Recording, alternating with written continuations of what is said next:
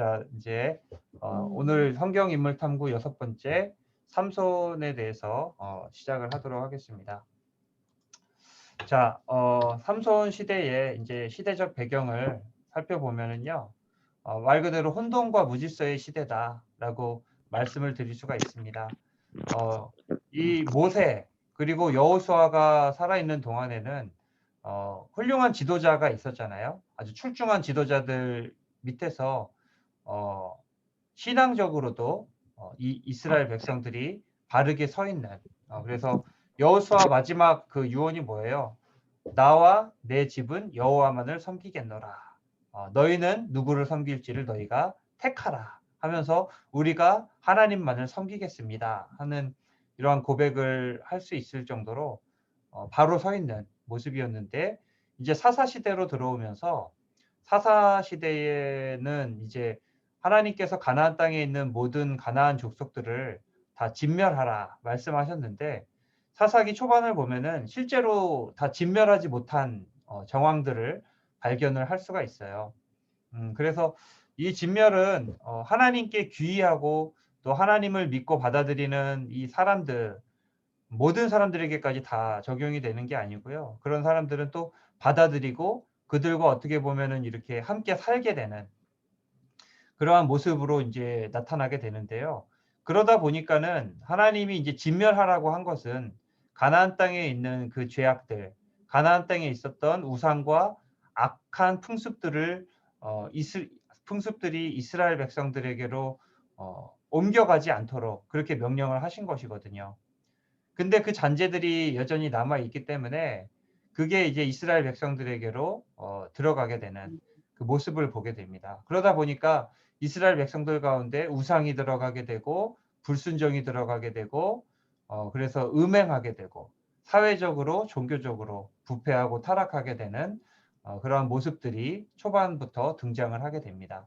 그래서 순종하지 아니하고 제일 큰 게 이제 우상 숭배예요. 우상 숭배를 이제 우리 권사님 집사님들께서 그냥 우상을 세워놓고 절하는 하나의 요식 행위로 이제 볼 수가 있는데, 우상 숭배는 그렇게 간단한 문제가 아니에요. 그 우상을 숭배한다라는 것은 거룩한 삶을 살지 못한다는 의미거든요. 그러니까 제일 중요한 건 삶이 중요한 건데, 아무리 이제 우상에게 가서 절하더라도 삶 속에서 정말 거룩하게 살고 하면은 사실 문제가 안 되잖아요. 근데 우상이라는 것은 사람의 이 정신, 마음 이런 것들을 다 지배하기 때문에 결국에는 여기 뭐예요? 음행. 그러니까 거룩한 삶에서 멀어지는 그러한 결과로 초래가 되는 게 사실은 문제인 겁니다. 그래서 이 악순환이 계속돼요. 죄를 지으니까 뭐가 와요? 심판이 오죠. 심판이 오니까는 그다음에 이 사람들이 힘들어서 하나님께 부르짖고 회개를 해요. 그러면 하나님이 어떻게 해요? 구원을 해 주세요. 근데 구원받고 이제 평안이 찾아와요. 평안이 찾아오면 또 어떻게 돼요? 다시 타락하게 되고 또 심판이 오는 이런 악순환이 12명의 사사들을 통해서 계속해서 이어지게 되는 모습들이 나타나게 된다라는 것이죠. 그러니까 죄의 악순환, 죄의 악순환이 반복이 됩니다. 이 죄라는 것이 정말 이렇게 끊어버리지 못하면은 계속해서 평생에 그 사람을 괴롭히는 고리가 돼요, 고리. 그래서 굴레라고 하잖아요. 우리가 죄의 굴레라고 이야기를 하잖아요. 죄의 굴레라는 말은 뭐예요? 이어진다는 말이거든요. 바퀴가 돌아가듯이 계속해서 이어지는 죄의 이 모습들을 우리가 죄의 굴레다라고 이야기를 하는데, 이런 식으로 악순환이 반복이 되더라. 그래서 어떻게 보면은 이 사람들의 연약함, 죄에 대한 연약함, 그리고 죄성들을 잘 보여주는 단면이 아닌가 생각을 합니다. 그래서 이런 불순종을 통해서 결국에는 무질서가 찾아와요. 혼돈과 무질서가 찾아오는데, 그 무질서를 보여주는 말씀 중에 하나가 뭐냐면은 각각 그 소견에 옳은 대로 행하였더라. 이게 2번 나와요. 소견에 옳은 대로 행하였더라라는 이 말씀이 사사기 21장까지를 통해서 2번 나오는데요. 이게 사사기를 관통하는 주제 말씀이에요. 그래서 이스라엘 왕이 없으므로 이스라엘 왕이라는 것은 기준이에요. 기준. 일종의 말씀의 기준. 이스라엘의 왕은 단순한 군림자, 통치자가 아니라 하나님의 말씀의 대리인이에요. 그러니까 하나님의 말씀이 없으므로라는 뜻으로도 해석을 할 수가 있어요. 그렇기 때문에 사람이 각각 소견에 오른 대로 행한 시대가 사사 시대였다. 그래서 말씀의 기준이 아니라 각자의 기준을 따라. 그러니까 뭐예요? 이게 그냥 좋게 표현해서 그런데 지 하고 싶은 대로 하는 거예요. 그냥 지 원하는 대로 하는 게 이제 사사기 시대에. 그래서 이게 뭐예요? 이게 디케이 저울이라고 하는데 이게 우리 법원에 가면은 이 상이 있어요.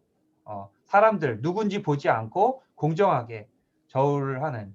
그러니까 이게 하나님의 말씀에 이제 순종하는, 하나님의 말씀에 따라 판단하고 하나님의 말씀에 따라서 재판하고 그렇게 공의롭게 가야 되는데 그냥 기준이 없어요. 말씀이라는 기준이 사라지고 자기 마음대로 하게 되는. 그래서 이게 이제 시대의 배경이었고요. 그래서 이제 사사가 등장을 하게 되죠. 사사는 뭐냐면은 모세와 여호수아 이후에 등장한 지도자들인데 왕은 아니었던. 그래서 왕은 어때요? 왕은 권력을 갖죠. 법적인 어떤 권력과 제도화된 어떤 정비 아래에서 그 제도 아래에서 백성들을 다스리는데 사사는 그렇지 않아요. 사사는 왕궁도 없고 자기 집에 살아요, 그냥. 그래 이제 평상시에는 재판관이에요. 그래서 사사라는 말 자체가 재판이라는 말이 있는데요. 이 말은 이제 히브리어로 하면 쇼페트라는 말이에요. 사사라는 말이 쇼페트라는 말인데 쇼페트는 재판하다. 그다음에 다스리다 이런 뜻이에요. 그러니까 영어로는 judge. 그러니까 평소에는 재판관으로서 백성을 다스려요. 그런데 이제 그러니까 전쟁이 일어나고 그리고 이제 외세의 침략을 받게 되고 이스라엘이 외세로부터 압제를 당하게 될 때에는 군사적 지도자로서 백성들을 이끌고 전쟁을 지휘하는 그 역할을 감당하던 사람이 사사였다. 그러니까 왕이랑 비슷한데 왕이랑 좀 달라요. 그래서 이 사사들을 세워서 이스라엘 백성들을 구원하시는 신실하신 하나님. 참 진짜 이 사사기를 보면은 하나님이 얼마나 많은 것을 진짜 참고 양보하고 베풀어 주셨는지가 나와요. 계속해서 이스라엘 백성들은 하나님으로부터 벗어나기 위해, 하나님으로부터 멀어지기 위해 얼마나 부단히 애를 쓰는지 몰라요. 근데 하나님은 그럼에도 불구하고 끝까지 이들을 버리지 않으시고 붙들어 주시더라. 그래서 오른쪽에 보시면은 지도가 하나 나와요. 이 몇 명이에요? 하나, 둘, 셋, 넷, 다섯, 여섯, 일곱, 여덟, 아홉, 열, 열하나, 열둘.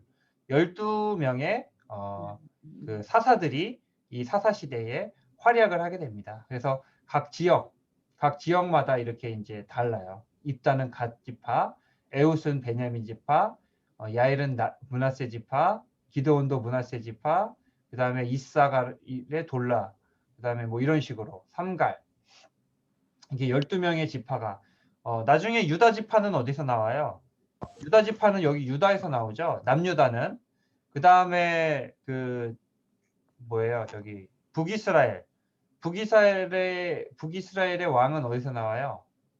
에브라임이었나요? 아마 그럴 거예요. 그래서 이렇게 나오는데 여기는 12명이 막 다 달라요, 보면은.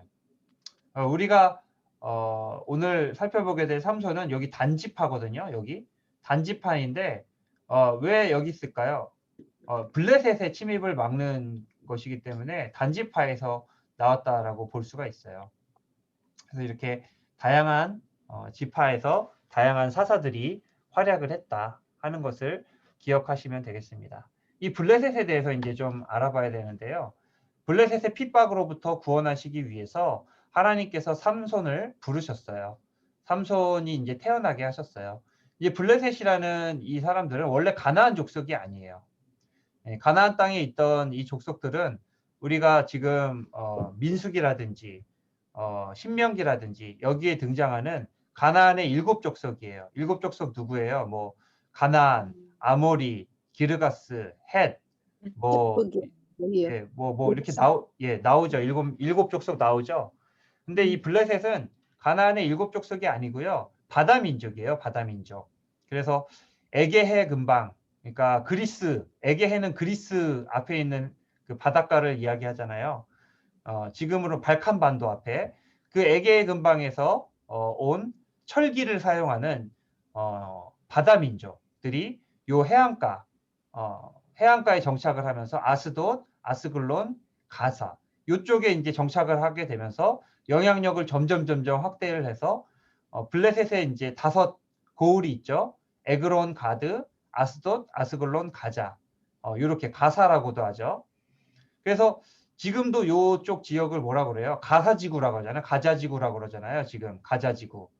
이게 이제 여기 가사에서 나왔는데 요 이제 요 5 방백들이 다스리는 요 지역을 이제 블레셋이라고 한다. 그래서 여기 요빠까지도 이제 요빠는 어딘 줄 아시죠? 요빠는 나중에 그 베드로가 그 저기 사도행전 보면은 무두장이의 집에 머물었던 곳이 요빠잖아요. 지금은 야파라고 하는데 여기 야파 오렌지가 굉장히 맛있습니다. 예. 여기가 이제 되게 기후가 좋아요. 그 지중해 그쪽에 굉장히 좋은 기후여가지고 그러니까 이쪽 좋은 땅을 다 차지를 한 거죠. 블레셋이. 그래서 바다 민족이고 여기 이제 좀 여기 확대해서 보면은 여기 이제 삼손의 이제 활동 무대들이 나옵니다.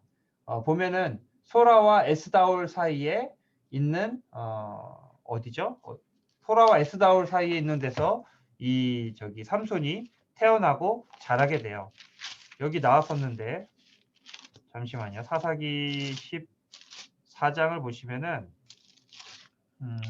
13장을 보시면은 소라와 에스다올 사이 마하네단이라는 곳이 여기 1번이에요. 그래서 여기가 삼손이 출생한 곳이다. 소라와 에스다올 사이.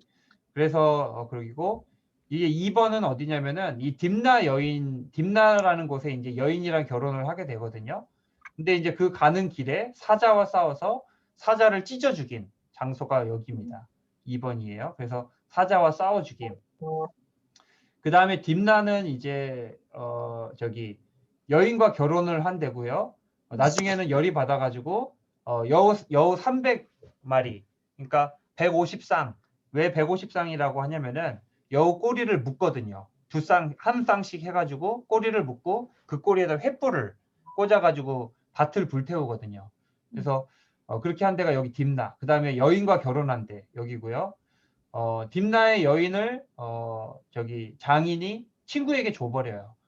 그래서 기분 나빠가지고 어디 가냐면 아스글론에 가가지고 블레셋 사람 30명을 쳐 죽입니다. 여기가 이제 아스글론, 아스돗, 아스글론, 가자. 여기가 다 가드, 에그론, 여기가 다 블레셋 지역이에요.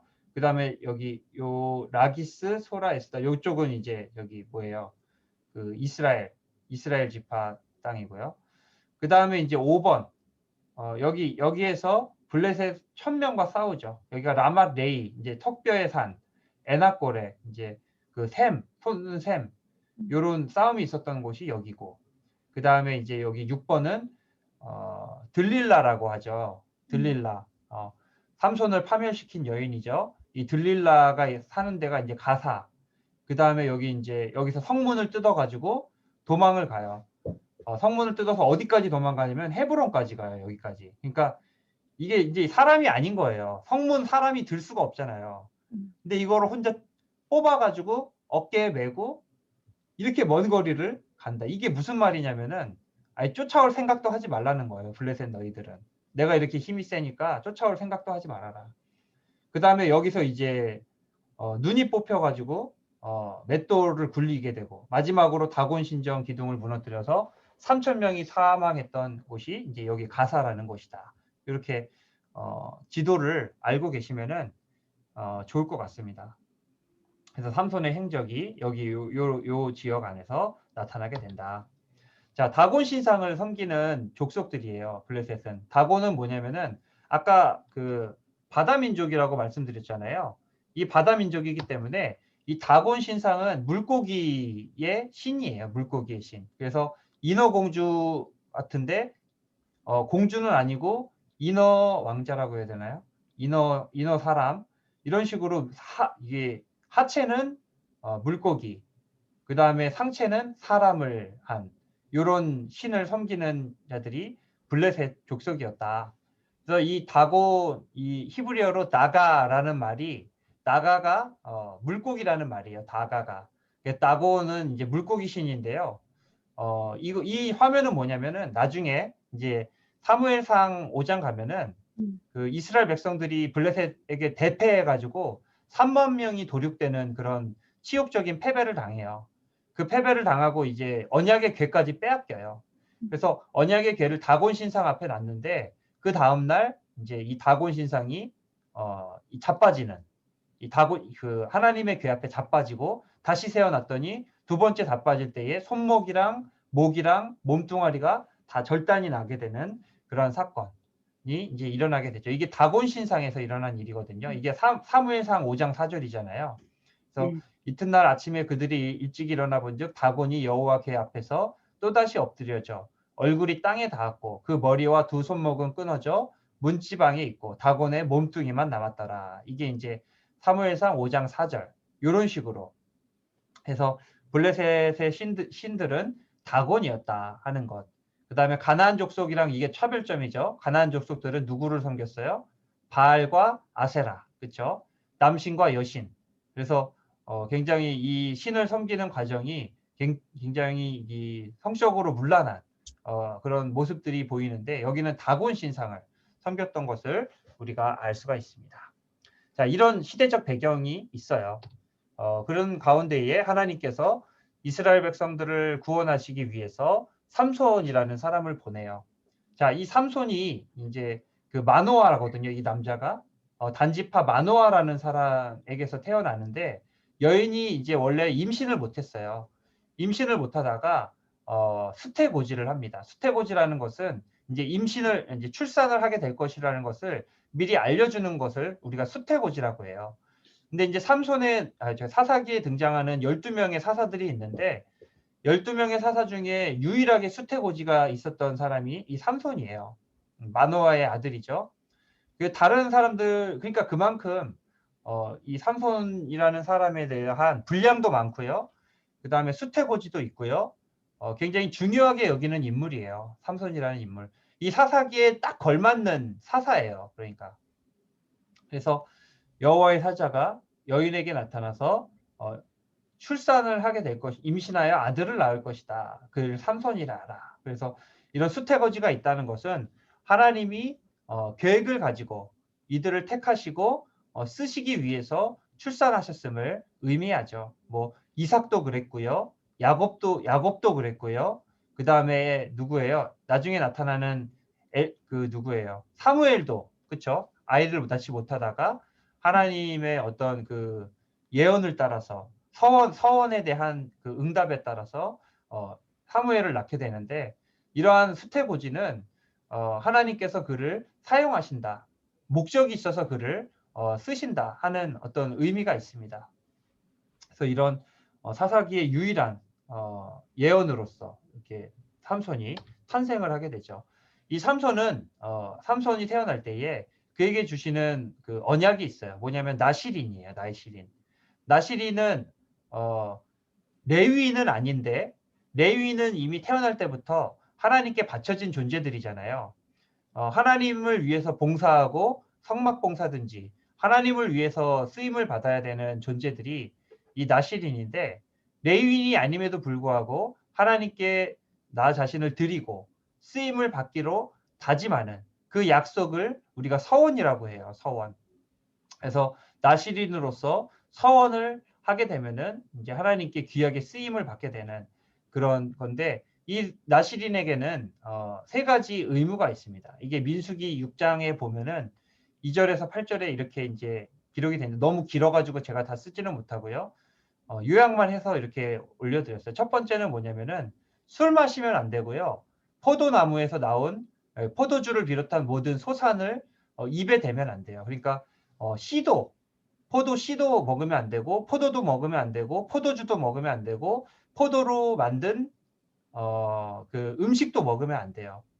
이거는 이제 세상의 정욕을 내가 끊는다 하는 의미가 담겨져 있어요. 포도나무 소사는 씨나 껍질이라도 먹지 말지며 이렇게 이제 명령을 하고요. 두 번째는 이제 머리에 삭도를 대면 안 돼요. 그러니까 머리를 깎으면 안 돼요.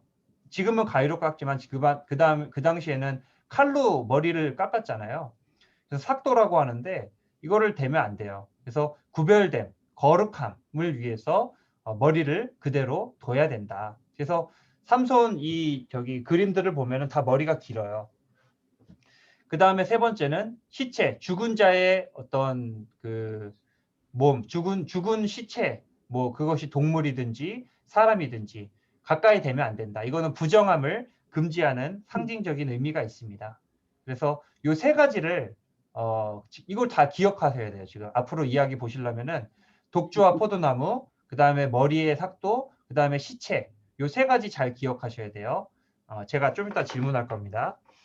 자, 그래서 이렇게 이제 세 가지 나시린으로 이제 크게 되는데 사실은 나시린으로서 삼손이 신실했을까요? 신실하지 못했을까요?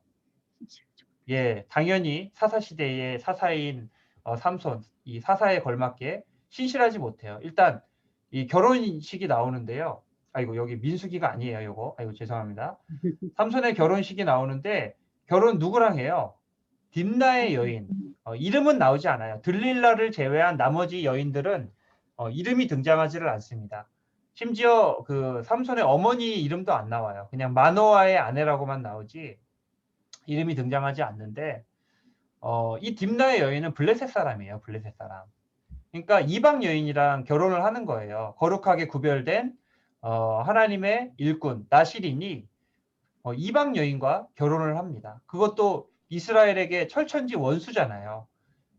이런 결혼을 하기 위해서 딥나로 내려가는데 여기 보시면은 삼손의 아버지가 여자애, 그러니까 딥나의 여인에게로 내려갔다. 왜요? 거기서 혼인 잔치를 베풀기 위해서 내려갔다라고 이야기를 하거든요. 근데 이게 잘못된 거예요. 왜 잘못됐냐면은 블레셋의 풍습을 따라 결혼을 했다라는 점에서 잘못된 부분입니다. 왜냐면은 이스라엘에서는 혼인 잔치를 어디서 해요? 신랑의 집에서 해요. 신부의 집에서 하지 않아요. 그래서 요한복음 보면은 신랑의 그 가나의 혼인 잔치 보면은 예수님이 어디로 가세요? 신랑의 집으로 가잖아요. 그래서 거기서 혼인 잔치를 하고 결혼식을 하는데 이 블레셋에서는 이렇게 하는 풍속이 있는데 이 풍속이 뭐예요? 신부에게로 가서 결혼을 하는 거예요. 그러니까 혹은 그게 아니더라도 블레셋 사람들이 더 강성하고 힘이 있으니까 거기에 무릎 꿇고 거기에 가서 결혼식을 했던 것일 수도 있어요. 그러니까 이 이스라엘의 풍속, 하나님이 주신 그 풍습을 따라서 하는 것이 아니라 이방의 악한 풍습에 점점 젖어들어가는 이 삼손과 그의 가족들의 모습을 여실히 보여주고 있다라고 이야기를 할 수 있는 것이죠. 그러니까 시작부터 이미 이래요. 그리고 결혼식을 하면서 이 삼손이 수수께끼를 냅니다. 수수께끼가 뭐예요? 여기 이제 수수께끼가 요거예요. 14장 10절인데 그들에게 수수께끼를 냅니다. 먹는 자에게서 먹는 것이 나오고 강한 자에게서 단 것이 나왔느니라. 이게 뭐예요? 먹는 자는 사자이고 먹는 것은 꿀이에요. 강한 자는 사자고 단 것은 꿀이에요. 근데 이거는 삼손 개인의 경험이거든요. 그래서 이 수수께끼를 결혼식에 참석한 블레셋의 이제 여러 사람들에게 이제 성경을 보면은 삼손의 친구들이라고 이야기를 하거든요. 그러니까 이 결혼식이 있기 전에 이미 삼손은 블레셋 이방 사람들이랑 굉장히 어울렸던 거예요. 그러니까 이들에게 이제 이런 자기의 경험에서 비롯된 수수께끼를 내게 됩니다. 근데 이전에 무슨 일이 있었냐면은 이런 일이 있었어요. 삼손이 이제 그와 부모와 함께 딥나에 내려가 딥나의 포도원에 이른즉 젊은 사자가 그를 보고 소리 지르는지라. 그러니까 덤벼든 거죠. 젊은 사자가 삼손에게. 그 다음에 그거를 찢어 죽였어요. 그 다음에 다시 돌아가는 도중에 여기 사자가 죽어 있죠. 이 사자의 죽음을 봤는데 그 안에 뭐가 있어요? 벌떼와 꿀이 있어요. 그래서 손으로 그 꿀을 떠서 걸어가면서 먹었어요. 자, 아까 제가 그 나시린으로서 지켜야 될 3가지가 있다고 했는데 여기서 몇 개를 어겼나요? 다 어겼어요? 예, 2개를 어겼어요. 2개. 왜냐면은 포도원에 이르렀다는 말은 평소에 포도를 가까이 했다라는 뜻이거든요. 삼손이. 그러니까 포도를 벌써 입에 댔어요. 그다음에 2번째는 사자의 주검을 보고 어떻게 했어요? 손으로 그 꿀을 떠서 먹었어요. 이거는 몇 번째를 어긴 거예요? 3번째. 시체에다가 손을 대면 안 되는데 시체에 손을 대고 꿀을 떠먹은 거예요. 그러니까 이미 나시린으로서 이미 자격을 잃어버린 거예요. 뭐만 지금 지키고 있어요? 머리카락. 예, 머리카락만 안 잘랐어요, 지금. 그래서 이런 상황, 좀 저기 삼손에 관련된 이 그림들이 좀 다 이래요. 이게 좀 다 벗고 다녀요, 보면은. 저기 빤스만 이렇게 간신히 이렇게 하고 나머지는 다 이렇게 거의 이런 사진들이 거의 대부분이에요. 그만큼 어떻게 보면 그 시대의 시대상을 좀 어떻게 보면은 당연한 것이기도 하고 좀 문란한 이 삼손의 어떤 특성들을 잘 드러내는 것일 수도 있어요. 그래서 이미 삼손은 부정했고요. 근데 이제 이런 부정하고 하나님의 말씀에 순종하지도 않는 그래서 하나님의 뜻대로 행하지 않는 이 삼손을 통해서도 어떻게 해요? 하나님은 당신의 구원 역사를 이루신다. 그래서 이 결혼식의 의미를 부모는 깨닫지 못했는데 14장 4절을 보면은 이렇게 이야기를 해요. 블레셋 사람이 이스라엘을 다스린 까닭에 삼손이 이 틈을 타서 블레셋 사람을 치료함이었으나 그의 부모는 이 일이 여호와께로부터 나온 것인 줄을 알지 못하였더라. 여호와께로부터 나왔다. 이 모든 일은 블레셋을 치고자 하는 하나님의 섭리로부터 비롯되었다 하는 것을 이야기해주고 있다라는 거예요. 그래서 이 말씀을 보면은 조금 논란이 돼요. 삼손이 틈을 타서 블레셋 사람을 치료함이었다. 이 말이 삼손이 이들을 치기 위해서 의도적으로 위장 결혼을 한 것인지 아니면 2번째는 삼손은 좋아서 결혼을 했는데 하나님께서 삼손을 통해서 블레셋 사람을 치려고 했다라는 것인지 그러니까 삼손이 의도성을 가지고 있었느냐 의도성이 없었는데 그렇게 되었느냐 2가지 이제 의견이 분분한데요. 대부분의 학자들은 후자로 봅니다. 왜냐면은 계속해서 이 블레셋 사람들과 친분을 유지했고 이후에도 들릴라라는 이 소래골짜기에 있는 블레셋의 기생과 그렇게 이제 좋아하고 연애를 했던 거를 보면은 전혀 의도성이 없었겠구나 하고 이제 추측을 하게 된다라는 것이죠. 그래서 이 하나님께서는 이 악하고 부정한 존재였던 삼손을 통해서도 당신의 그 섭리를 통해서 구원을 이루어 가신다. 마치 요셉의 형들이 악한 의도로 요셉을 해하려 하였으나 하나님께서는 그것도 섭리로 삼으셔서 이 야곱의 모든 가족들, 요셉의 모든 형제들을 구원하신 것처럼 이런 걸 뭐라 그래요? 하나님의 섭리라고 해요. 사람들이 실수하고 잘못했음에도 불구하고 그것까지도 사용하셔서 하나님의 구원 계획을 이루어 가시는 것. 이것을 우리는 섭리라고 이야기를 한다. 그래서 삼손에게도 여전히 하나님의 구원의 섭리가 작동이 되고 있는 것을 볼 수가 있습니다. 그래서 이런 일 때문에 이 수수께끼를 이 삼손의 아내에게 계속 물어보는 바람에 결국에 알려주게 되고 이 일 때문에 열이 받아가지고 삼손이 아까 말씀드렸죠. 아스글론이라는 곳에 내려가가지고 30명을 쳐 죽여요. 그리고 돌아왔더니 그 사이에 무슨 일이 있었냐면 이 딥나 여인의 장인이 이 여인 삼손과 결혼한 이 여인을 친구에게 줘버렸어요. 그러니까 이게 진짜 무슨 뭐 하는 나라예요, 이거는 진짜로. 도대체 결혼을 했는데 그 친구를 그러니까 뭐예요? 자기 딸을 다른 친구에게 줘버린 거예요. 그러니까 열이 받아요, 안 받아요? 삼손이 열이 받아가지고 저지른 짓이 이 여우 사건이에요. 그러니까 진짜 삼손도 대단하죠. 여우 300마리를 어떻게 혼자서 잡아요, 이거를. 근데 300마리를 잡아서 꼬리를 이렇게 묶어요. 그 다음에 꼬리에다가 회를 달았다는데 여기는 마치 꼬리에다가 불을 붙인 것처럼 나오는데 아무튼 여기는 정확하게 어디 봤어? 예, 정확하게 뭐 여기는 두 꼬리 사이에 한 회를 달았다라고 이제 이렇게만 기록이 돼 있어요. 그래서 여우 150쌍을 블레셋 사람들의 곡식밭에다가 풀어 놓은 거예요. 그러니까 여우들이 그러니까 아주 죽겠죠. 뒤에 꼬리에 불이 붙어가지고 막 팔짝팔짝 뛰면서 여기저기 막 돌아다니겠죠.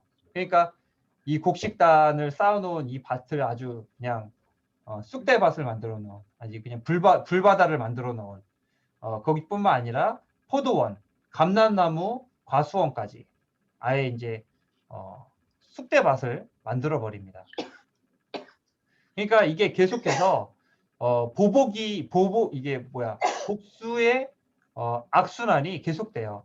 아까 저기 블레셋 사람들이 수수께끼를 맞추기 위해서 물어보고 그 물어본 것 때문에 이 삼손이 열이 받아서 아스글론에 내려가서 30명을 쳐 죽이고 그 사이에 아내를 친구에게 주고 아내를 친구에게 준 것 때문에 여우 30마리를 통해서 불바다를 만들고 불바다를 만들어 놓은 것 때문에 블레셋 사람들이 열이 받아가지고 이 아까 딥나의 여인과 그 장인을 불태워 죽여버려요. 너 때문에 지금 삼손이 열받아서 이렇게 했다 해가지고 장인과 그 아내를 불태워 죽여버립니다. 그랬더니 또 열이 받아가지고 이 삼손이 보복을 해요. 블레셋 사람들에게 와서 정강이와 넓적다리를 크게 쳐서 죽였더라. 이렇게 또 기록이 되어 있어요. 그러니까 계속해서 악순환이 반복이 되는 그런 모습들을 볼 수가 있죠. 그래서 이렇게 블레셋 사람들을 도륙한 이 삼손이 에담 바위라는 곳으로 피하게 됩니다. 에담 바위라는 곳으로 피하게 되는데 에담 바위라는 곳에 피한 이 삼손을 잡기 위해서 1000명이나 되는 블레셋 군사들이 진격을 해와요. 그러니까 이스라엘 백성들이 어때요? 이스라엘 백성들이 너 때문에 우리 다 죽게 생겼다. 너를 묶어서 블레셋 사람들에게 우리가 넘기겠다. 그래서 허락을 해요. 삼손이 묶여가지고 블레셋 사람들 앞에 섰는데 그때 어떻게 돼요? 여호와의 영이 삼손에게 갑자기 임하심에 삼손이 나귀의 새 턱뼈를 보고 손을 내밀어 집어들고 그것으로 1000명을 죽였다. 이제 여기 이제 라맛 레이라고 해요. 이 장소를 라맛 레이라고 하는데 턱뼈의 산이라고 이야기를 합니다. 그래서 여기 턱뼈 이렇게 보이시죠? 이게 이제 나귀의 턱뼈예요. 여기가 이제 앞니고요. 여기가 이제 어금니예요. 양쪽에 이렇게 생겼어요. 그래서 이쪽을 잡고서는 여기 이제 둔부, 여기가 둔부예요. 그러니까 둔부가 아니라 둔기 부분이에요. 둔기. 여기로 이제 사람들을 1000명을 때려 죽인 거예요. 대단하죠. 진짜 뭐 칼도 있고 방패도 있고 뭐 진짜 무기 창도 있고 가지고 있는 이 블레셋 사람들을 나귀 턱뼈 하나만 가지고서 1000명을 때려 죽였으니 진짜 이거는 뭐 일당백도 아니고 일당천이에요. 얘는 일당천이어서 이것을 이제 라맛 레히 턱뼈의 산이다라고 이제 이야기를 하고요. 이렇게 하는 와중에 목이 말라요. 그래서 하나님께 부르짖어요. 나를 이렇게 죽이시겠습니까, 하나님? 그래서 하나님이 레히에서 한 우묵한 곳을 터뜨리시니 거기에서 물이 솟아 나오는지라 이런 식으로 물이 솟아 나와서 마시고 정신이 회복되고 소생되었다. 그래서 여기를 이 샘을 엔하고레라고 이야기를 합니다. 엔하고레라는 말은 부르짖는 자의 샘이라는 뜻이에요. 성경책 보시면은 거기 뜻이 다 나와 있어요. 부르짖는 자의 샘, 삼손의 샘이라는 이야기죠. 그래서 블레셋과의 싸움에서 1000명을 죽이고 물을 마심으로 이제 어때요? 블레셋 사람들이 감히 삼손과 대적할 생각을 못하게 되는 그래서 이제 결론이 어떻게 나냐면은 블레셋 사람의 때에 삼손이 이스라엘의 사서로 몇 년이요? 20년 동안 통치를 하고 다스리게 되는 참 제멋대로잖아요. 나시린으로서 지켜야 될 것 지키지도 않고 부정하고 이방 여인을 아내로 삼고 그럼에도 불구하고 20년 동안 하나님께서 삼손을 이스라엘의 사사로 사용하시고 그래서 이스라엘 백성들을 보호하시고 지켜주시는 그 은혜 이게 이제 삼손뿐만이 아니라 우리 모두가 다 그렇습니다. 우리가 하나님의 일들을 감당할 수 있는 것은 내가 잘났기 때문에 그런 게 아니에요.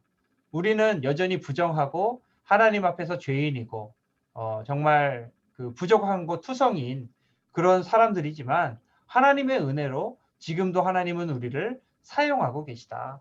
이건 삼손이 우리에게 주는 하나의 교훈일 수가 있습니다. 자, 그래서 20년 동안의 일은 이제 더 이상 나타나지 않아요. 이 딥나 여인과의 결혼은 일종의 그거라 이렇게 보시면 돼요. 삼손이 사사로서 활동하게 된 계기라고 보시면 돼요. 그래서 이 일을 계기로 20년 동안 블레셋 사람들과 싸우면서 삼손이 이스라엘 백성들을 지켜주는. 그러니까 이게 다른 그 사사들은 어떻게 사사의 역할을 했냐면요. 군 지휘관으로 활동을 해요. 그러니까 병사들을 이끌고 기드온도 몇 명을 이끌었어요. 300명이라는 병사들을 이끌고 미디안 족속과 싸워 이겼잖아요. 그러니까 군 지휘관으로 나오는데 이 삼손은 워낙 괴력의 사나이라서 군대를 이끌 필요가 없어요. 얘는 그냥 지 혼자 나가서 다 죽여요, 사람들을. 그러니까 거의 뭐 요즘으로 치면 살인병기야, 살인병기. 그래서 이렇게 20년 동안, 그러니까 이 사건, 딥나의 여인과 결혼한 사건은 삼손이 사사로서 일하게 된 계기였다. 그러면은 이제 들릴라 사건이 나오는데요. 들릴라 사건은 삼손이 죽게 되는 계기라고 보시면 돼요. 딥나 사건은 등용문, 활동하게 되는 계기고, 들릴라 사건은 이제 20년 동안 다스리고 삼손이 죽게 되는 그러한 시발점이다라고 보실 수 있습니다. 그래서 실수가 반복이 돼요.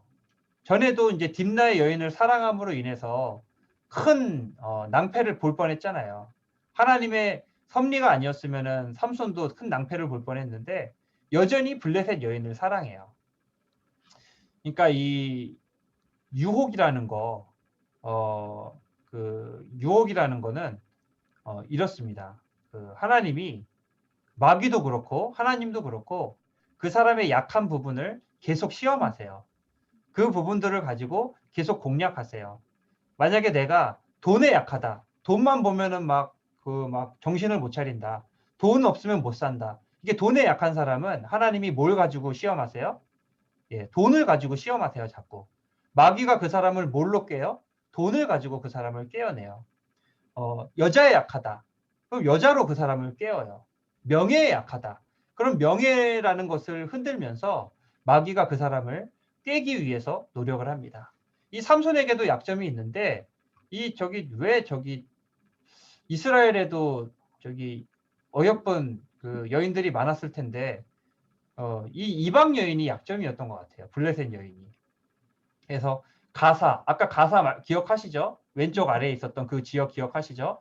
가사에 가서 거기서 한 기생을 보고 그에게 들어갔는데 그가 들릴라예요. 그래서 거기서 기생과 노닥거리다가 그 장면을 알게 된, 그 모습을 알게 된 이 블레셋 병사들이 밤중에 습격해서 이 삼손을 잡아 죽이려고 했거든요. 철천지 원수잖아요. 근데 그 사실을 알게 된, 이 삼손이 문짝을 뜯어요, 문짝을. 이게 사람이에요, 이게 소예요. 이게 문짝을 뜯어가지고, 아까 어디까지 갔다 그랬어요? 다시 한번 보여드릴게요. 문짝을 뜯어가지고, 히브론. 예, 맞아요. 예. 자, 보이시죠? 여기서 헤브론까지, 이걸, 아까 문짝을 들고선 여기까지 간 거예요. 그러니까 이게 사람이에요, 이게. 뭐예요. 예. 이렇게 문짝을 들고서는 거기까지 옮기게 되는 모습을 우리가 볼 수가 있어요. 그래서 그러니까 이거는 삼손이 메시지를 보여주는 거예요. 나 따라올 생각도 하지 말아라. 나한테 왔다가는 너희 다 죽는다 하는 이 메시지고요. 예, 그래서 계속해서 이 들릴라와 연애를 하게 되는 이 삼손의 모습을 볼 수가 있죠. 왜냐하면 안전하거든요. 너희는 감히 내 발끝에도 너희는 못 따라와 하는 이 메시지거든요. 그러니까 이 블레셋 족속들이 꾀를 내요. 이 여인이 약점이구나. 그래서 이 여인을 통해서 뭐가 삼손의 약점인지를 네가 알아와라. 그렇게 이야기를 해요. 그러면 우리가 다섯 방백이라고 아까 말씀드렸잖아요. 가사, 아스돗, 아스글론, 에그론, 뭐, 또 뭐죠? 가드. 가드까지 다섯 고을이 있잖아요. 고을마다 방백들이 있는데 다섯 방백이 이 여인에게 찾아와서 어떻게 그를 굴복하게 할 수 있는지를 알아보면은 우리가 각각 은 1000개씩을 너에게 주겠다. 각각 은 1000개니까 몇 개예요? 은 5500개예요. 방백 다섯 방백이 각각 은 1100개씩. 자, 근데 은 1000개, 100개가 얼마나 큰 거냐면요. 은 한 개가 당시에 4일치 품삯이에요. 4일치. 4일 동안 일해서 벌 수 있는 은이 한 개, 4일 동안 은 한 개를 벌 수가 있어요. 그러면은 이게 어떻게 계산을 해야 되냐면은 하루 일당 10만 원으로 계산할게요. 좀 넉넉하게 해서 10만 원으로 하면은 은 1000개면은 4일치니까 4,400일 동안 벌 수 있는 돈이에요, 이게. 그러니까 10만 원 곱하기 4 곱하기 은 1000개 곱하기 5명. 방백 5명까지 하면은 이게 22억이 나와요. 오늘날로 치면은. 네. 그러니까 하나로 일당 10만 원으로 계산했을 때 22억이 나와요. 그러니까 아무리 이 들릴라가 삼손을 사랑했어도 흔들리죠. 그다음에 이 삼손을 잡으면은 애국하는 거잖아요. 들릴라는 또. 그러니까 거부할 수 없는 이 유혹에 결국에는 유혹을 해서 알아내죠. 뭘 알아내요? 약점이 머리카락에 있다. 지금 삼손은 3가지 나시린으로서의 언약 중에 2가지를 다 어겼어요. 포도주 마시고 그 다음에 시체에 손을 대고 단 하나 지키고 있던 것이 머리카락인데, 자, 이 머리카락이 이제 밀리게 됩니다. 내 힘의 근처는 머리카락이요. 결국에는 유혹에 이기지 못하고 알려주게 돼요. 그래서 잠든 사이에 이 머리 깎는 사람이 와서 머리를 다 밀어버려요. 자, 이때부터 이제 그 삼손의 최후가 시작이 되죠. 마지막 최후가 시작이 됩니다. 결국 이 꿰매 빠진 이 삼손은 내가 이제 다시 블레셋 사람이 왔다 한 것을 듣고서는 뛰쳐나가 사람들을 다 죽여야 되겠다 하고 이제 생각을 했는데 잠에서 깨서, 근데 여호와께서 이미 자기 떠나신 줄을 깨닫지 못하였더라. 그래서 블레셋 사람에게 사로잡히게 돼요. 그를 붙잡아 그의 눈을 빼고 끌고 가사에 내려가 놋줄을 메고 그에게 옥에서 맷돌을 돌리게 하였더라. 이 그림이 이제 화가의 그림이거든요. 제가 띄었던 그림들이 다 화가들이 그린 그림이에요. 누가 어디 있는 게 아니고. 근데 이제 여기 블레셋 병사들, 철기 문명을 했었던, 여기 창으로 위협하고, 여기 눈을 칼로 찌르죠. 이렇게. 그리고 손목을 이게 줄로 매가지고 꼼짝 못하게. 평소 같으면은 이거를 다 뿌리쳐 버리고서는 무너뜨렸을 텐데, 이제는 여호와께서 삼손을 떠나세요. 하나님이 삼손이 포도주를 마실 때도 떠나지 않으셨어요. 시체에 손을 댈 때도 떠나지 않으셨어요. 삼손이 단 하나의 언약만 지키고 있을 때에도 삼손을 봐주신 거예요. 삼손과 동행해 주신 거예요.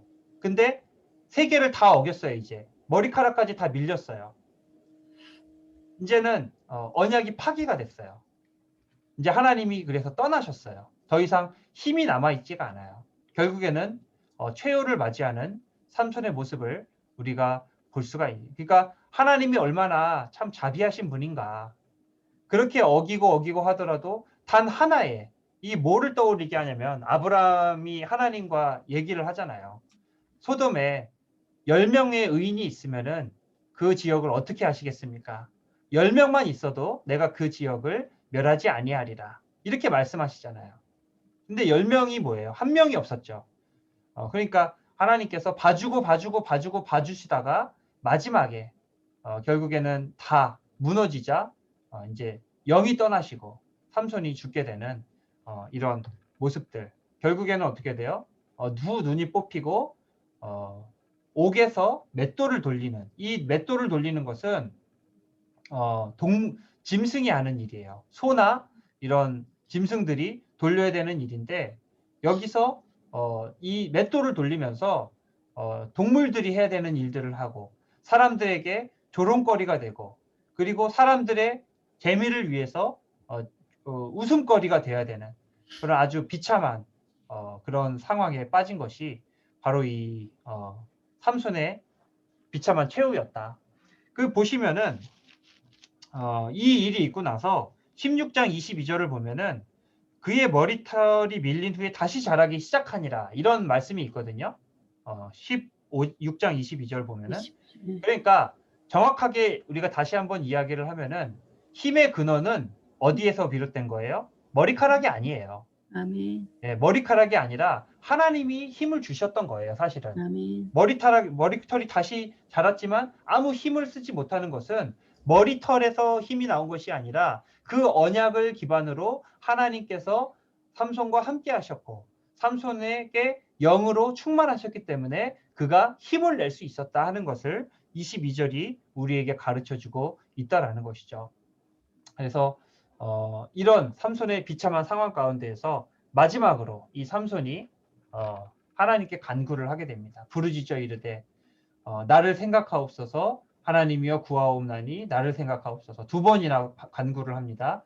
이번만 나를 강하게 하사 나의 두 눈을 뺀 블레셋 사람에게 원수를 단번에 갚게 하옵소서. 자, 이게 굉장히 신앙적인 것 같지만 삼손은 사실은 대의보다는 자신의 개인적인 복수, 자신의 개인적인 원한을 갚는 것에 목적이 있었어요. 그러나 아까도 말씀드렸다시피 그렇게 부족하고 연약한 그러니까 제대로 생각하지 못하는 이 삼손을 통해서도 이스라엘을 구원하신다. 이게 그렇잖아요. 하나님의 뜻이 이루어지게 하옵소서 이게 아니잖아요. 나의 두 눈을 뺀 이 블레셋 사람이에요. 하나님의 백성들을 괴롭히고 하나님의 백성들을 힘들게 하는 이 이스라엘 백성들을 구원하옵소서 이게 아니고 나의 두 눈을 뺀 블레셋 사람에게 원수를 갖게 하옵소서. 그러나 하나님께서는 그런 삼손을 통해서 왜냐하면 택하신 자거든요. 이미 그 천사를 통해서 택하신 나타나셔서 수태고지를 하고 그를 통해서 많은 블레셋 사람을 죽이고 그렇게 하나님께서 택하신 자였기 때문에 이 삼손을 통해서 결국에는 기둥을 무너뜨리고 여기서 죽인 자가 몇 명이냐면은 그 말씀을 보면은 삼손이 살아있을 때 죽인 블레셋 사람보다 이때 죽인 블레셋 사람이 더 많았더라 라고 이야기를 할 정도로 그래서 방백과 사람들이 3,000명이 모여 있었다고 해요. 이 다곤 신전 안에 3,000명이 모여서 연회를 베풀고 있을 때에 기둥을 무너뜨려서 3,000명이 몰살을 하게 되는 그래서 허물과 죄에도 불구하고 삼손을 통해서 구원과 통치의 역사를 이루어 가시는 하나님의 모습을 우리가 볼 수가 있다 하는 것을 우리가 오늘 나눌 수가 있습니다. 삼손은 참 진짜 좀 신앙적인 인물은 아니에요. 신앙적인 인물은 아니고요. 정말 자기 멋대로 하는 사람이고 자기 뜻대로 하는 사람이지만 하나님께서는 택하신 자를 끝까지 버리지 않으시고 사용하신다. 그러나 그의 죄의 대가는 자기 스스로 치러야 된다. 하나님께 서원한 거예요. 이 나실인으로서 자기를 드렸다라는 것은 하나님과의 약속이에요. 근데 우리 민수기나 이런 말씀 보면 어때요? 하나님께 서원한 것은 하나님이 끝까지 다 가져가세요. 하나님은 철저한 분이세요. 결코 양보하거나 그냥 대충 넘어가는 분이 없는 철저한 분이세요. 그래서 서원한 것은 다 하나님께 드려야 돼요. 그래서 이 삼손의 죽음을 통해서도 하나님은 당신이 약속하셨던 이스라엘의 구원을 다 이루셨어요. 근데 또 한편으로는 뭐냐면은 삼손이 자기의 죄가 있잖아요. 자기 행위의 대가를 결국에는 자신이 치러야 되는 이 두 가지. 하나님의 구원의 섭리와 자기의 행함에 대한 인과응보. 이 두 가지가 삼손이라는 이 사사의 생애에 절묘하게 다 병행이 되고 있다 하는 것을 우리가 알 수가 있습니다. 자, 그래서 요 사사기의 삼손이라는 인물 어떻게 보면 굉장히 현실적이고 그런 인물들이지만 본받아야 될 그런 신앙의 선조는 아니다. 그렇게 우리가 생각을 하면서 마무리를 하면 좋겠습니다. 예, 그래서 삼손에 대해서 오늘은 알아봤고요. 뭐 따로 광고 말씀드릴 거는 없지만 아무튼 이번 주는 그 온라인으로 새벽기도, 그다음에 오늘 저녁에도 수요 예배도 그렇게 온라인으로 드리시면 좋겠고, 아마도 이제 더 정확하게 결정을 해야 되겠지만 주일쯤에는 이전처럼 동일하게 대면 예배 20%로 돌아올 것 같아요. 또 놀라신 분들도 많이 계실 텐데 그렇게 진행이 되고 있다는 거, 그 다음에 크게 이제 N차 감염이라든지 이런 식으로 교회 내에서 감염이 진행된 부분은 크게 없다는 거. 물론 일부가 있기는 하지만 지금까지 이제 검사 결과는 그렇습니다. 그래서 방역 당국에서도 크게 이제 염려할 것은 아니다라고 이렇게 말씀을 해주셨고, 우리 구역장님들께서도 많이 놀라셨을 텐데요. 너무 그렇게 염려하실 정도는 아닌 것 같아요. 그래서 주일쯤에는 다시 한번 그 문자가 나갈 건데 아마 대면 예배 가능할 것으로 생각하시고 구역원들에게도 동일하게 말씀해 주시면 좋겠습니다. 그리고 신방은 당분간 대면 신방 이번 주, 적어도 이번 주는 좀 힘들고요. 저는 이번 주 대면 신방이 한 개, 두 개 정도 있었는데 일단은 다 취소했어요.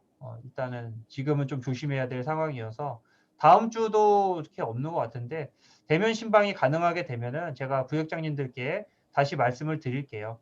근데 뒤쪽에는 아직 잡혀진 게 그렇게 많이 없어가지고 거의 뭐 지금 많이 했고요.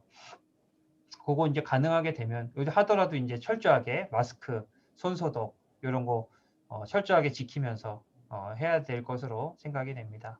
우리 구역장님들께서도 좀 요즘 기억하시고 같이 협조해 주시면은 감사할 것 같습니다. 예, 혹시 궁금한 점 있으세요? 뭐 오늘 그 삼선에 관해서나 뭐 방역 지침이나 이런 거 관련해서 궁금한 거 있으면은 여쭤보셔도 됩니다. 목사님, 지금 우리 공부하는 사이에 교회에서 문자 왔는데 예. 홍태호 장로님 오늘 확진 받았다고. 그래요? 문자 왔어요. 그러네요. 저 하느라 못 봤는데. 그러네요. 혹시 변동사항 있으면 말씀해 주세요. 나중에. 이러면은 아이고, 약간 이거 변수가 될 것 같은데요, 이거는. 대면 예배에 대한 변수가 될 것 같은데요, 이거는. 왜냐면은 오정근 장로님이 그때 오정근 장로님이 같이 계셔가지고 근데 같이 계셨는데도 감염이 안 되셔서 굉장히 안심을 했는데, 홍 장로님이 그러셨으면은 조금 더 역학조사가 이거는 뭐 제가 잘 모르지만 그러지 않을까 생각이 됩니다, 이거는. 그래서 이거는 좀 차후에 제가 저희 구역장, 지역장 톡방에, 그다음에 권찰 톡방에다가 제가 추후 공지하도록 하겠습니다. 제가 안 해도 아마 문자로 또 갈 것 같아요. 근데 어쨌든 제가 구역장님, 지역장님들께도 긴밀하게 연락을 드릴 테니까요. 잘 보시고 그 말씀 따라 같이 하시면 좋을 것 같습니다. 저도 저기 예. 새벽기도 때 예. 그 주차장에서 배한옥 장로님하고 인사를 했거든요. 예. 바로 가서 검사를 했어요. 예. 그랬는데 음성 나왔어요. 예. 네. 특히 이게 야외에서 이렇게 하는 거는 감염 네. 확률이 굉장히 낮아져요. 네, 마스크도 쓰고. 예, 마스크도 쓰고 환기도 되고 하기 때문에. 근데 이제 실내 같은 데서 이렇게 좀 오랫동안 마스크 벗고 있으면 감염 확률이 확 올라가는데, 이게 이거 뭐 좀 힘들죠. 이제 뭐 제가 뭐 말은 아끼겠습니다. 예. 제가 결정하는 게 아니기 때문에.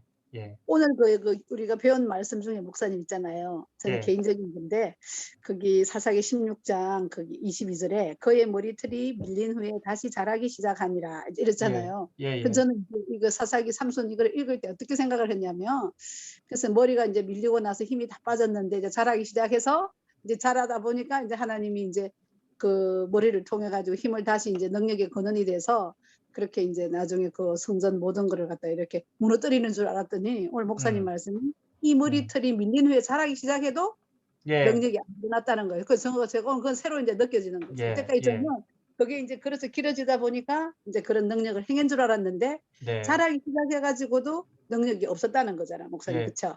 만약에 어. 그렇게 되면은 이제 머리카락에 힘이 있는 건데 하나님한테 그렇죠. 힘이 있는 게 아니고 저는 근데 이제 그렇게 생각할 때까지 못했죠. 예. 음. 그 기둥을 무너뜨리면서 기도할 때까지는 아무 능력이 임하지 않았고 그렇기 때문에 계속해서 포로로 그렇지. 그렇게 있었던 것이고요. 이제 머리털이 자라서 힘을 쓰게 된 거는 이제 그 기도했을 때. 옛날에 머털도사라고 있어요. 머털도사. 음. 머털도사가 이제 머리카락이 빠지면은 힘이 없고 머리카락이 자라면은 다시 이제 힘을 쓰는 이제 그 저기 만화인데 그거랑 좀 이게 비슷해서 헷갈릴 수가 있습니다. 근데 이제 기도했을 예, 때 이제 있는 거지. 예. 네. 머털도사랑은 조금 다르고 하여튼 뭐 그렇게 아시면은 비교하시면은 좀 더 분명하게 이거를 아실 수 있을 것 같아요. 예, 다른 질문은 없으시죠? 예, 오늘은 집사님 중에서 그러면은 우리 저기 이연남 집사님 예, 오늘 마무리 기도 해주시기 바랍니다. 마이크를 켜시고요. 주님 감사합니다. 귀한 시간 허락하여 주셔서 우리는 부족하고 또 우리가 잘남이 아니고 우리의 능력도 아니고 또 우리가 가진 어떠한 것 때문에 주의 일을 하는 것이 아니라 오직 주님의 은혜와 주님의 섭리 가운데 모든 일을 하는 걸 믿고 주님 겸손한 마음으로 우리가 살아가게 해 주시옵소서. 아멘. 삼손과 같이 그러한 주님과 약속했던 그런 모든 것들을 어기면서 또 잘못함을 계속적으로 반복하는 그러한 우리들의 모습을 주님 회개하오니 주님 다시금 저희도 그와 같은 죄를 범하지 않게 주님 도와주시옵소서. 아멘. 매주 우리 목사님을 통해서 우리 성경의 인물들을 통하여서 또 우리가 공부하오니 이 공부하는 것이 지식에 그치지 않고 우리의 생활 속에서 행함이 있는 그러한 우리들이 될 수 있도록 도와주시옵소서. 주님 처음부터 마지막까지 주님과 함께 해주심을 감사드리오며 예수님의 이름으로 기도하였습니다. 아멘. 감사합니다. 감사합니다. 수고하셨습니다. 수고하셨어요. 예, 수고하셨습니다.